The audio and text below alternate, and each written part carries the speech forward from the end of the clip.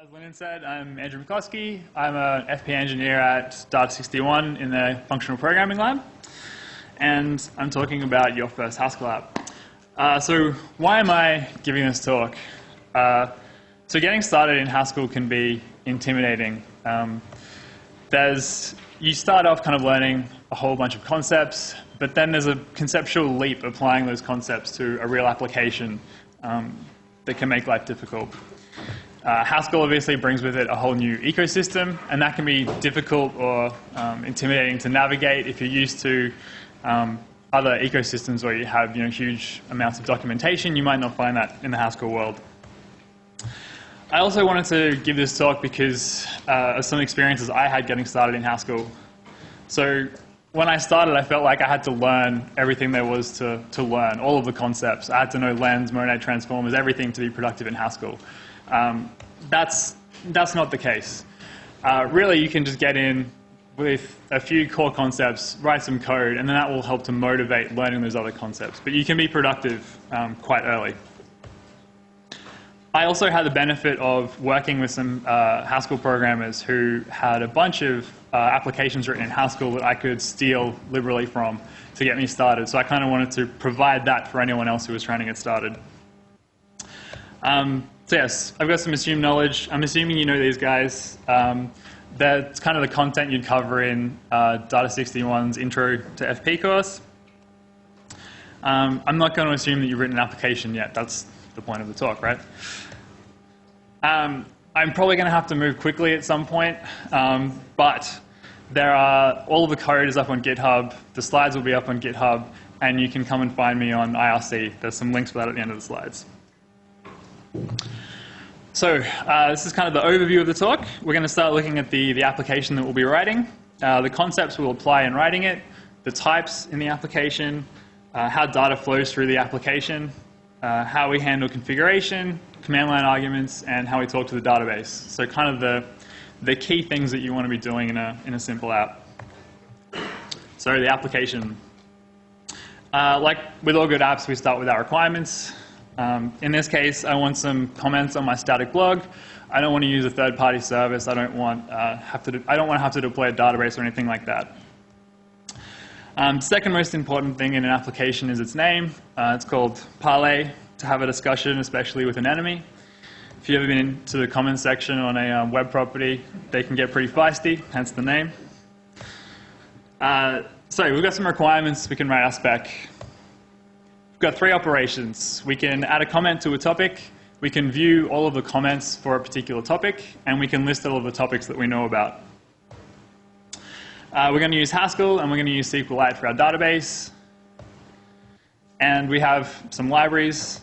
They're all pretty standard. ASON for talking or handling JSON stuff, some SQLite simple libraries for talking to the database, OPAS applicative for the command line stuff, and Y for the web stuff. So these are all fairly standard libraries you'll find in the Haskell world.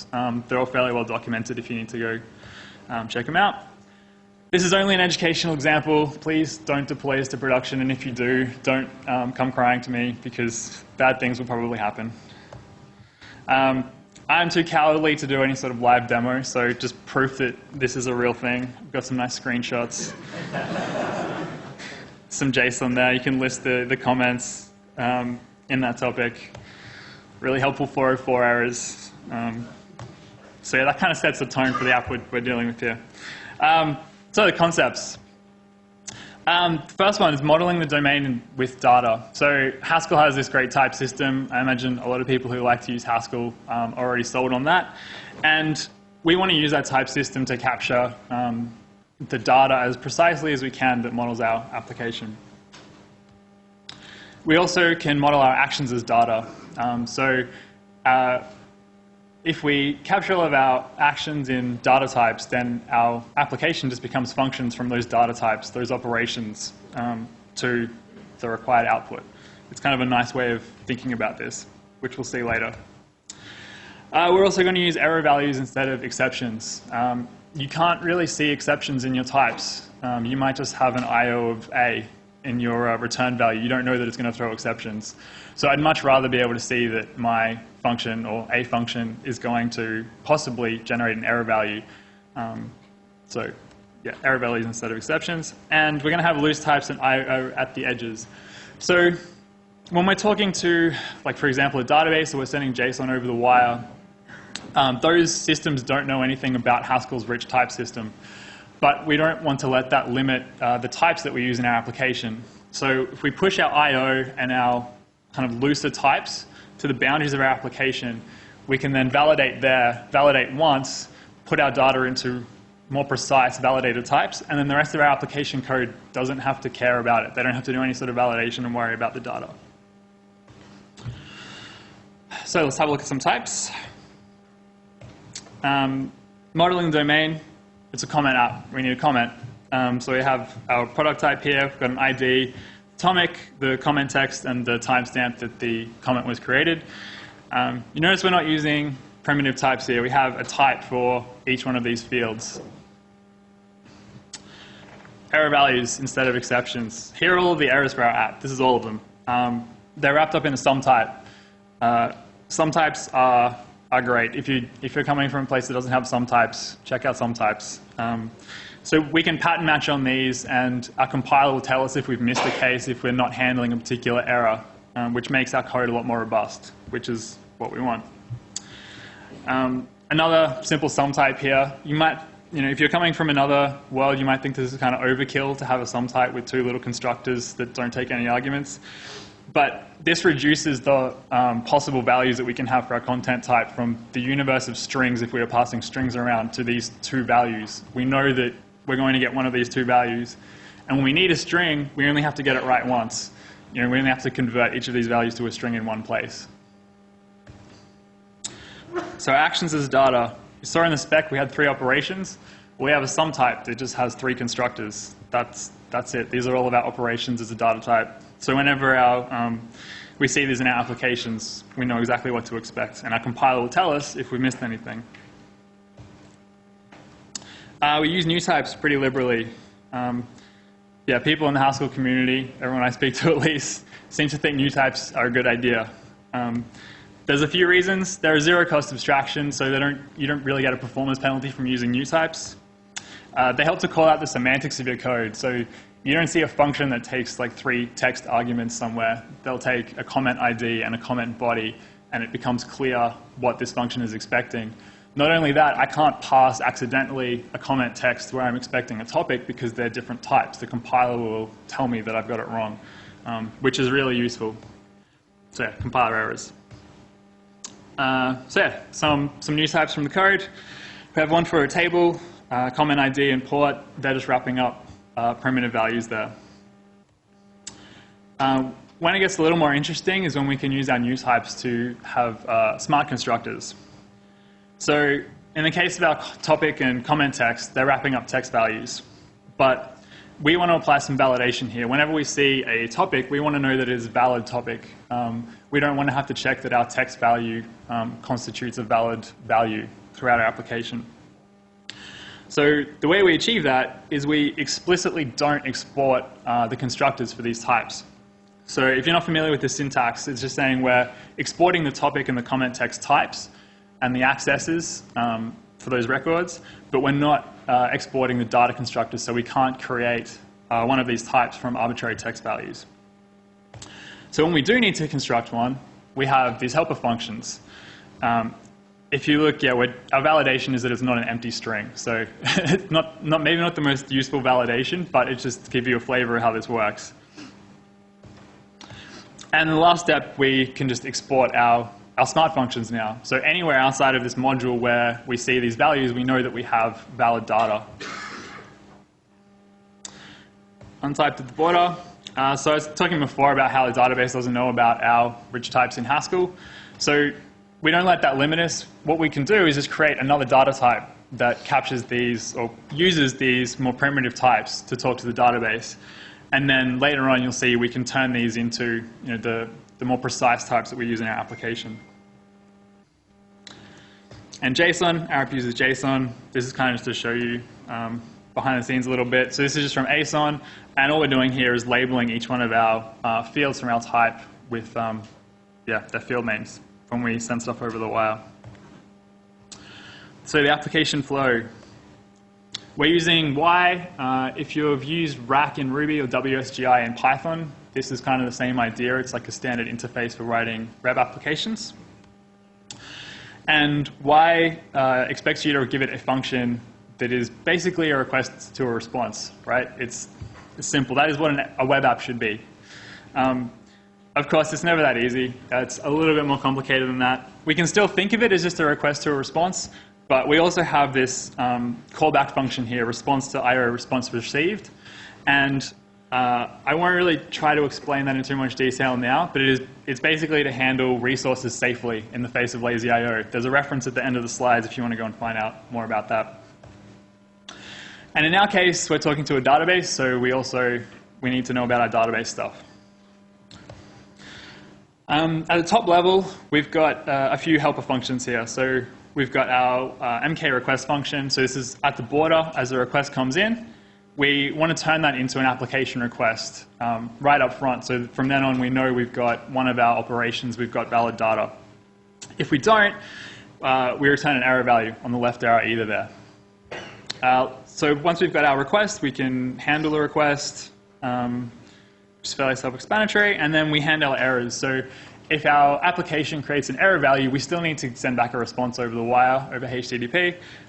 So we have to turn those back into response values as well at the end. Here's my really ugly diagram of that. If you're a more visual person, the kind of happy path along the bottom, get our request into an app request, we handle it, get a response, send it back. Any errors go up through handle error. So let's look at the actual code here. We're using our MK request function here to take in our Y request and generate either an error value or a parlay request. And then we handle that request. If we fail to create a valid request, we just pass the error through on the left. If we got a valid value, then we handle the request using our DB information. If producing that response value gave us an error, or we had an error from before that's been passed through, we can pass that to our handle error and get a response back. If we have a valid response and we've stayed on the happy path, then we just return that back. So our routing. This all takes place in our MK request function. So here we're pattern matching on the path info from the request, which is just the / separated components of the URL. So if we get lists, we just give back a list request. Likewise, if we get a topic T and the view keyword, we get a view request. Same thing for add. Slightly more complicated because we're pulling out the the request body. That's the comment text. And if we can't match any of those, then we just return an error value. Turning our request to responses. Again, we can just pattern match on our some type of parlay request. So it's kind of really natural. We have 3 operations, we pattern match, we handle the 3 cases. So yeah, in an add request, we handle an add. For our view and our list requests, we go off to the database, we get some data back, and then we have to turn that into our JSON using this helper.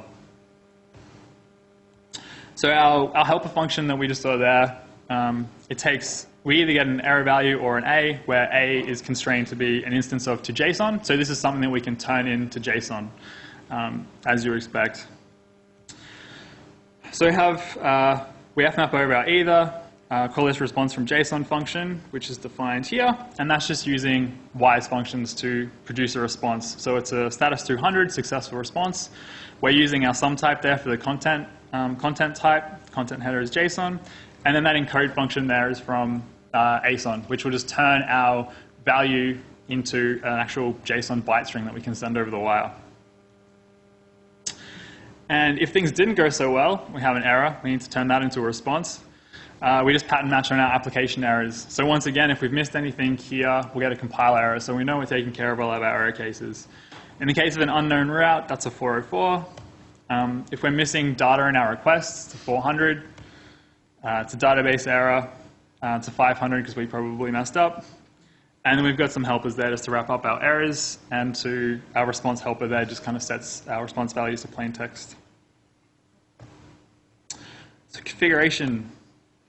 So the way this app handles configuration is based on a blog. It talks about a partial options monoid, which I thought was a cool way to do configuration. It's a perfect use of a monoid. So we start with our configuration. Our configuration is dead simple. We could probably put more things in here, but we're keeping it simple. We take the port and the file path to the database. We then have another type, which is the partial config. So we have config potentially coming from a few different sources, and we'll parse that into this partial config type and then combine them all up into a config. So you'll see here we've taken each field and we've wrapped it up in this last data type. So last is a new type around maybe. And the interesting thing about it, and the reason we're using it, is because of its monoid instance, where it takes the last value or the rightmost value when we're appending things, and if it isn't nothing, as in we have a value, we'll use the thing on the right. If not, whatever was on the left. So now we know about last, we can write our monoid instance for our partial configs. And when we're smushing our configs together, this is how we do it. And all we do is just go field-wise through our config record type, use an append, and on the last values, and the right thing happens. And that lets us write something like this. So all we're doing is appending our default config, which is the stuff we defined in code, with the stuff we've got out of our config file. If something's defined in the config file, it'll override anything in the defaults, likewise with the command line stuff. And that's the actual code in our function there. So all we're doing now is taking the config file path, parsing out the config from that, doing the same from the command line. We'll see how to do that in a second. And then at the end here, we need to call make config. So at the end, our application wants to deal with a config. They don't want to deal with a partial config. So just so I'm not hiding anything, make config looks like this. We have a last to either helper. We take our error value and the last value. If it's nothing, so this value hasn't been defined anywhere in our config, that's an error. So we just return that on the left side of the either. Otherwise, we just return our value. And as you expect, we move through each one of our fields, use our last to either helper with the right errors, and then at the end we get back our config. So the command line. We're using not pass applicative. If you're writing Haskell apps, you'll see this probably used a fair bit. Sorry.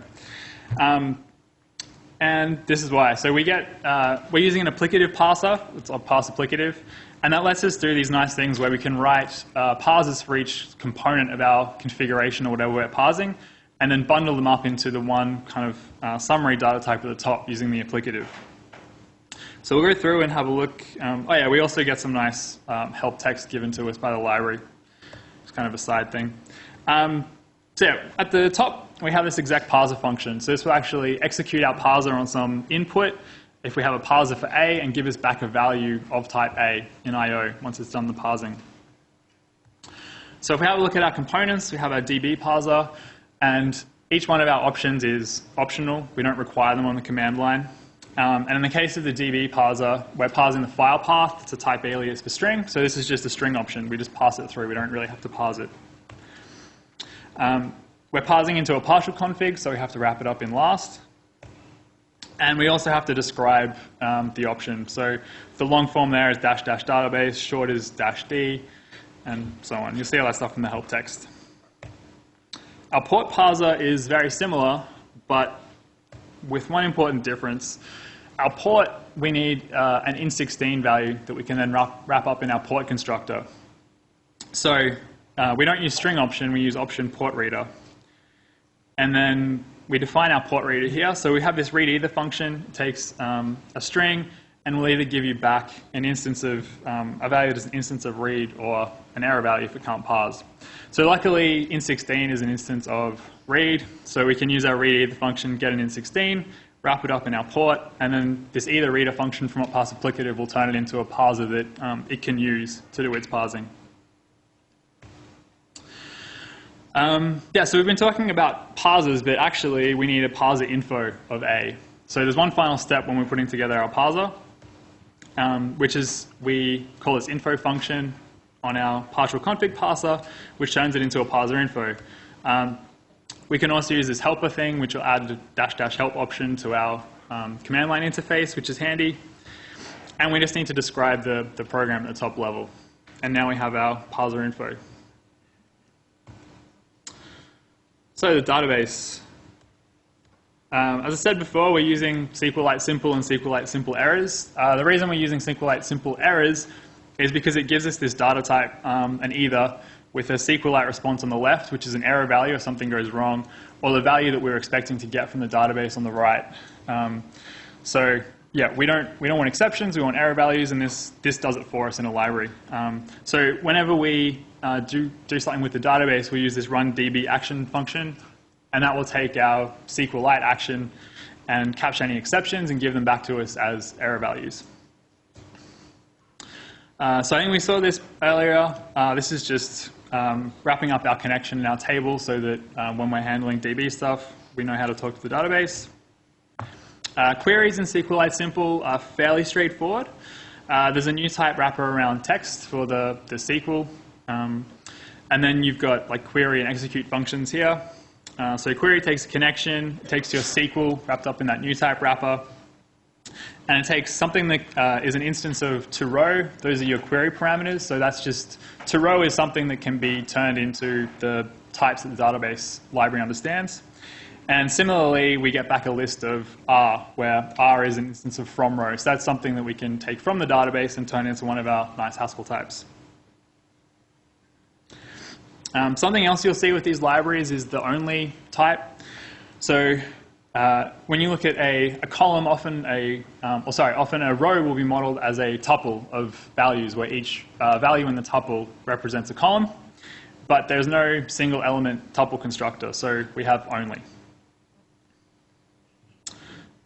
So to initialize our database, database stuff in Haskell looks kind of similar to database stuff in most libraries, I guess. One bit of syntax here, if you haven't seen it before, the @ symbol, we're binding our table value to T, and then we're also pattern matching on that table and pulling out the text and binding it to table. We use run db action, like we talked about before. So we open our db path, it's a simple database call, we get our connection, and we've got some SQL there too that we throw at the database to create our table if we need it. Yeah, it's pretty straightforward, right? As you'd expect from database library. When I was writing this, there was a pattern that emerged. So if you are playing at home, I'll call that out and explain a little bit here. When we get results back from the database, we get an IO list of A, where A is our row type. But really, we want to turn the values that we get from the database, those kind of less precise types, into the nice types that our application expects. So we'll either get an error if we can't do that, or we'll get our nice type. So we want to get something like this, either an error if we can't pass stuff, or a list of our nice types. And to do that, we're going to need a function that can take one of our less precise types and give us back the type we're after. So we can run our db action that we get given, which is just a regular SQLite query. And then we just pattern match on the result. We get, if we get an error, we wrap it up in our nice application type error. Or if we get back the values, we fmap over the list applying our function, and we'll either get back our nice type or an error. Then we call this writes function. So we're just filtering that list of either types and only pulling out the right-hand side. So an important note here is this is going to drop any error values on the floor. If you're doing this, you're writing a production application, you might want to log these out or something so you're catching bad data in the database. If somebody's been naughty and just shoots data straight into the database. And then, yeah, we just wrap it all back up and we get back our application types. So to see that in action, this is our getComments function. We want to get all of the comments for a particular topic. We've got our SQL as you'd expect. You can see our only type here because we've only got one query parameter we're feeding in, the topic, just a question mark placeholder at the end of the SQL. We have our query, so this is our SQLite simple action to get all the comments out. And then we use our db to parlay helper. And we have another function there from db comment, which does our conversion from a db comment with those loose types into our nice precise comment type. And that's it. So yeah, I've shown we can use Haskell to write a web app. You can use Haskell to write almost anything. It is a general purpose language. I've used it in anger to do other things other than web apps. I don't really write web apps by day, but it was a simple example. You don't need all of Haskell's abstractions to write an app and get big benefits. We saw that we had a whole range of concepts that allowed us to write applications and prevent a whole bunch of errors at compile times. And we didn't need to know, really advanced type theory. Which is not to say that those things aren't useful. They definitely are. But I found that it was good to get started actually writing code as early as possible to motivate those more advanced concepts.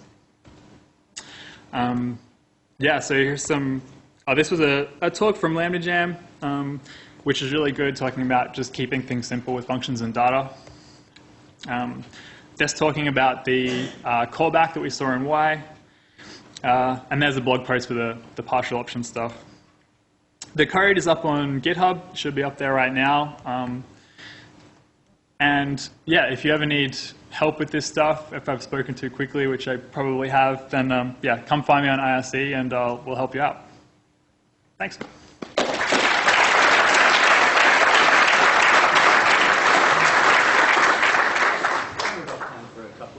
Oh yeah, questions. Right, well, I'll introduce as well. There's a question up there, I think. That's true. Yeah, what does your work in the 61 system, how does it mix up with functional programming? So we're a functional programming lab. So yeah, we do FP all day.